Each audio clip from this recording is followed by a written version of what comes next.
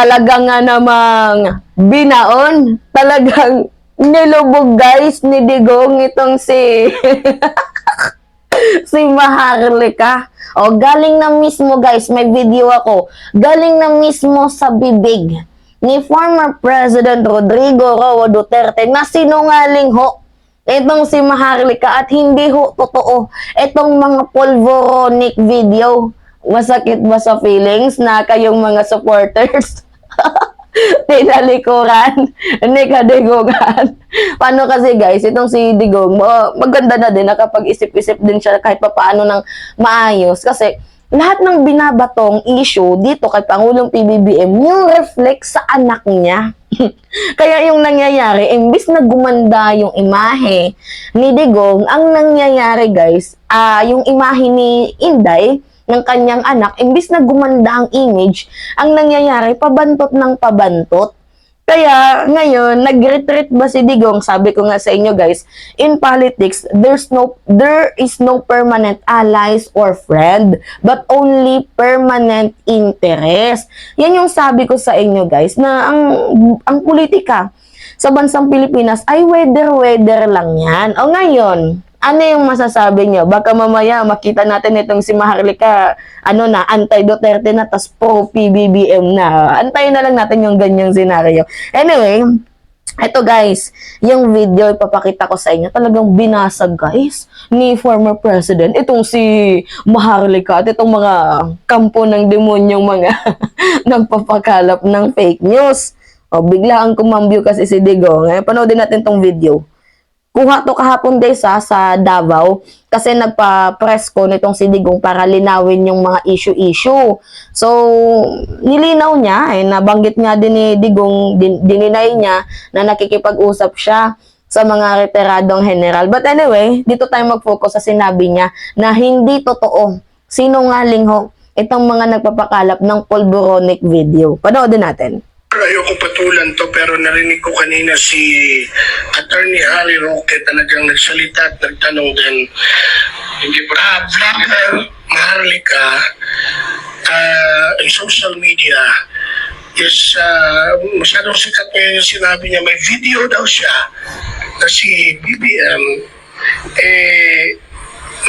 ng pulburon, yung isyong pulburon, and ang nagbibigay daw si Justice Secretary at ang bumibili ay si First Lady. Pero this becomes an issue ngayon at kanina nagtanong si Harry Roque, narinig ko, what if ito ay totoong may video, what would happen to the country kung mapatunayan? Even yun, narinig din kita before, may sinabi ka regarding a leader na nagkukokain. I just don't know who it is. But right now, may lumalabas po na ganyan. Yan. Yeah, video. Well, I can see that every hindi lang leader dito, maraming mayor dito na nagkukokain.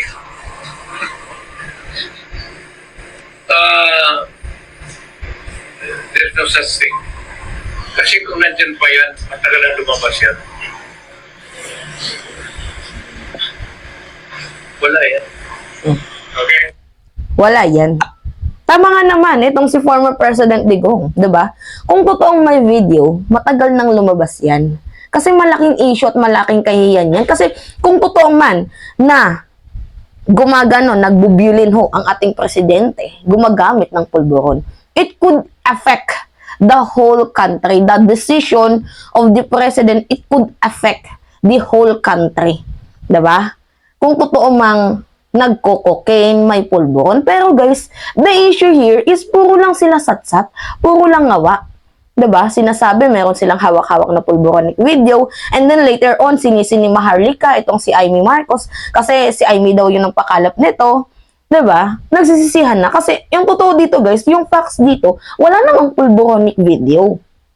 'Di ba? Ngayon napahiya kayo, mga pawang paninira nga lang guys Kasi ganito talaga yung start niyan. Itong si Maharlika, hindi na pagbigyan ng pwesto. Eh, galit na galit kay Lisa. Una, tinawag niyang Lisa Smugs. Smuggler daw si Lisa about sa sibuyas. Last year pa tong naging anti-admin itong si Maharlika na dahil sa hindi na pagbigyan sa pwesto at dala ng inggit kay Thinking Pinoy. Yan. Hanggang sa, ito na, meron siyang mga nahook ng mga vloggers. Kasi itong mga DDS na to, ang sinusunod lang nila ay si Digong at si Sara. Meron naman talagang mga DDS guys na binoto itong si PBBM because of Sara. Meron din namang mga loyalista na binoto si Sara because of PBBM. So, wala namang ano doon guys, walang lugi doon kasi dalawang kampo nag-benefit sa bawat isa. Pero yung pinakapunto ko dito guys, ito na nga, may sinusunod guys na amo itong mga DDS na to, which is si Sara at si Digong. So ngayon, nung hindi na pagbigyan itong si Inday sa confidential funds, sa issue dito sa West Philippine Sea, hindi nagsasalita, doon na guys nagsimula yung rambulan.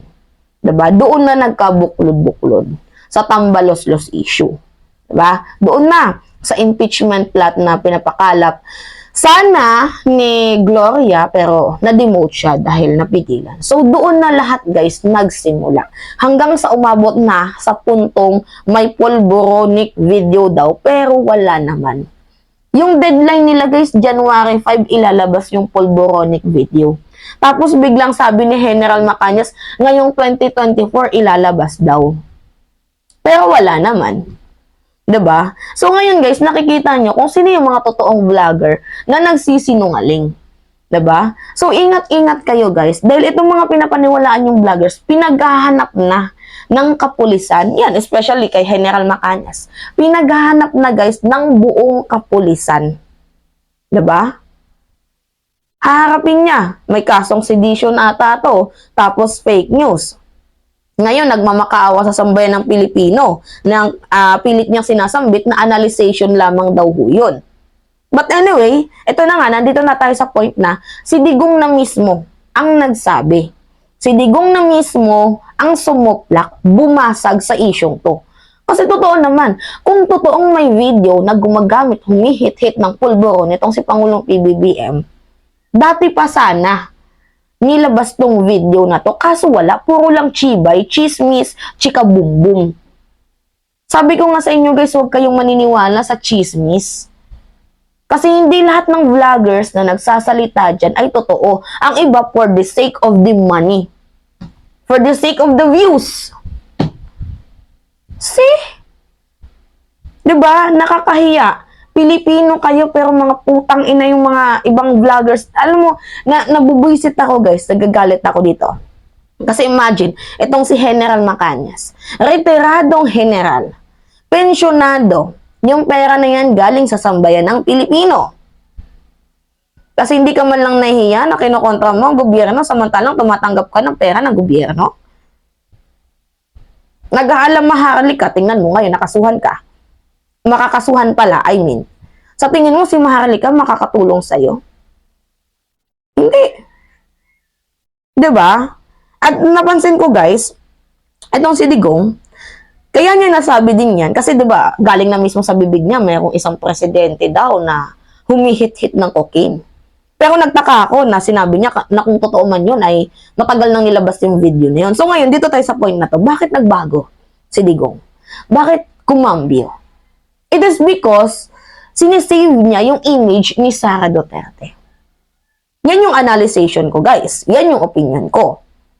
Diba? Kasi, kung patuloy, guys, na, gawa nila ng issue si Pangulong PBBM, dumadami ang haters ni Sara Duterte. Dumadami ang may ayaw kay Sara. Nagkakabulgaran na nga eh. Lahat-lahat na. Issue sa confidential funds, 'di ba? Issue dito sa DepEd, DepEd, 'di ba? Yung mga libro, mga paraphernalia na hindi na ibigay, ang daming issue. So, ang ginawa ni Digong, nagpa-press con siya kahapon sa Davao. Para matigil itong mga chika bumbum na to, kailangan niyang pagandahin ang image ni Inday. Which is, syempre, para gumandang image ni Inday, kailangan niyang pagandahin din ang image ni Pangulong PBBM. Kasi, magkakampi ang dalawang yan, tapos malalaman natin nagsisiraan, di ba? Parang mga puta. Anyway, yun na nga guys. Paano ba yan? Basag na kayo, maharlika. Galing na mismo sa bibig ng amo ninyo na hindi totoo tong mga video na sinasabi nyo. Kasi kung totoo yan, dapat matagal nang nailabas yan, kaso wala eh. Diba? Fake news. Anyway, mukhang magandang-gandang balita to, pang softlock sa kanila, no? It's me again, guys, si Mima Alicia, at nagbabalik ulit para sa ating panibagong video.